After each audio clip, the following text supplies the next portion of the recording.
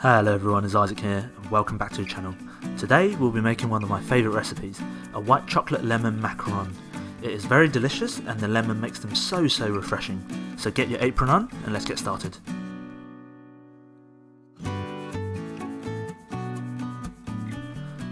Okay, so let's start off by making the filling. Put some cream and sugar in the pan and put it over a medium heat. Chocolate has a tendency to split under high temperatures, so make sure you don't boil the cream here. As soon as you see little bubbles forming around the edge of the pan, you can stop and take it off the heat.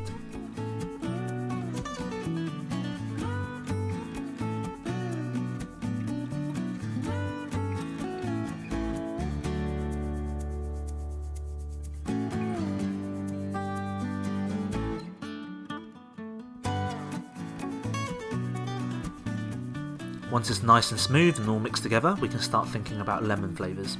To make sure we get that sour and tangy kick, I'm using a combination of zest, lemon juice and lemon oil.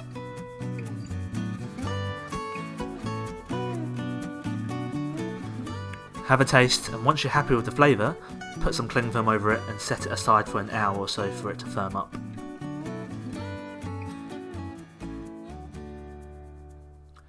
Okay, let's slow down the music and concentrate because we're moving on to the hard part of the recipe, making the macaron shell.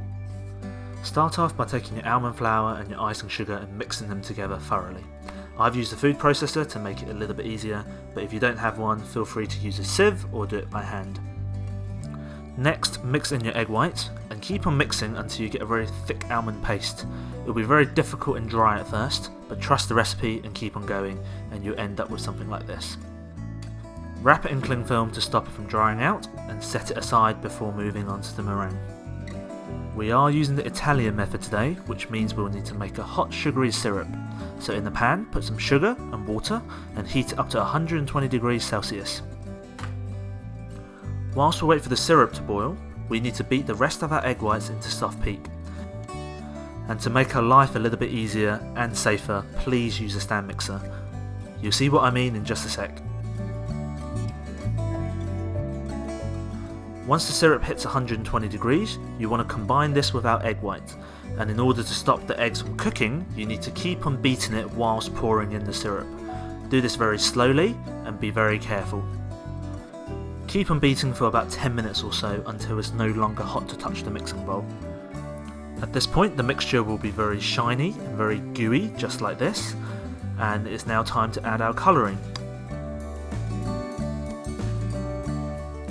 Now that we have the meringue ready, let's mix it with our almond paste. Start off by taking a third of the meringue and stirring it into the almond paste until it's evenly combined. Once again, this will be very tough work because the almond paste is very thick, but keep on going, trust the recipe until you end up with something like this.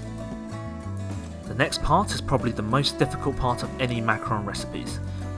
So if you want your macarons coming out the oven looking beautiful, you may want to pay attention.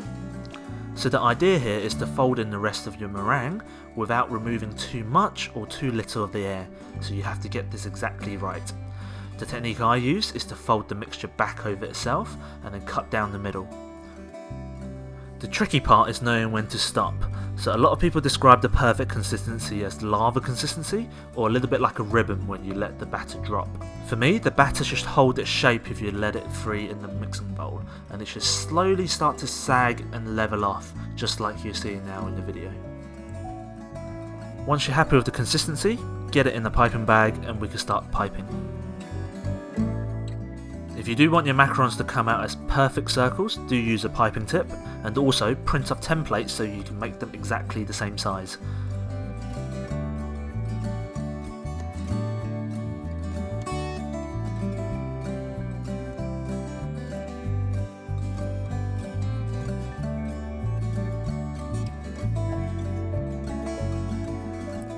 Give it a quick tap to release any excess bubbles and then wait for 20 minutes for a skin to form. Bake it 150 degrees Celsius for 18 minutes and they should come out perfect looking like this. And if you've done it right, let them cool and they should just lift off the mat without sticking. We are now ready to fill the macarons, so get your white chocolate lemon filling into a piping bag and get piping. Don't be afraid to be quite generous with the filling. The lemon does a really good job in balancing out the sweetness, so fill it up as much as you can.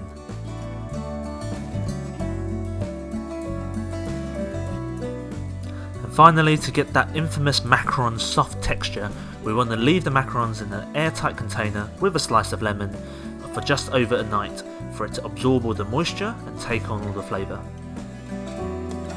So here we go, some white chocolate lemon macarons, one of my favourite recipes. As usual, full recipe in the description down below, and let me know if you've got any questions down in the comments. Thank you for watching, and I'll see you guys in the next one.